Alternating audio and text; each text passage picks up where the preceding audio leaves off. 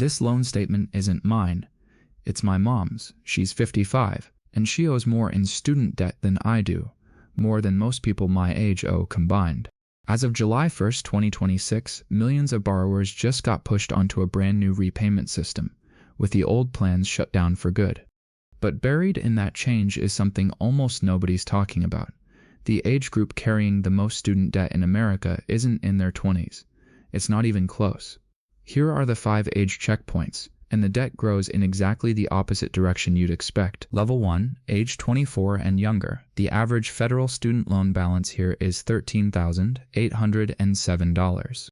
This is the lowest balance of any age group, not because young borrowers are careful, but because they simply haven't had time to borrow more or to fall behind on interest yet. This is the beginning of the story, not the worst part of it. Level 2, age 25 to 34. The average balance jumps to $33,271, more than double level 1.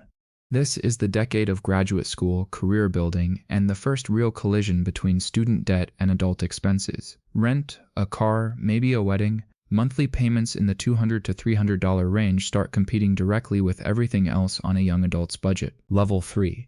Age 35 to 49, $45,673.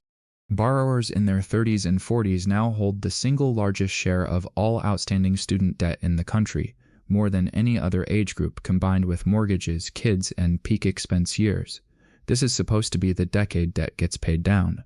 For most people, it's the decade it keeps growing instead. Level 4, age 50 to 61. $48,875, the highest average balance of any age group in America. Let that sit for a second. People in their 50s within a decade of retirement are carrying more student debt than people in their 20s and 30s combined average. A lot of this isn't even their own education.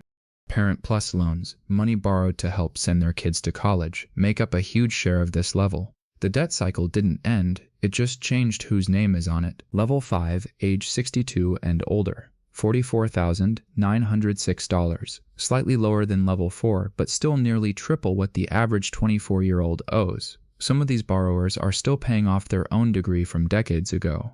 Others are still paying off their kids. Either way, retirement, the moment this debt was supposed to be long gone, arrives with the loans still very much alive. So here's the actual story. Student loan debt doesn't shrink as people get older, it grows for nearly 40 years straight before it finally, slightly, starts to decline. The 22-year-old with $30,000 in loans isn't the worst-case scenario, they're the starting line. And starting with the smallest balance on this entire list is, statistically, the best position anyone on it will ever be in again, until they actually pay it off, instead of just aging into a bigger number. If there's one number that matters more than any level on this list, it's this. Borrowers who make extra payments in their 20s and 30s, even small ones, even $100 over the minimum, are the only group whose average balance doesn't just move to the next level. So, which level are you on right now, and is it because of your own choices or because of how long you've simply had the loan?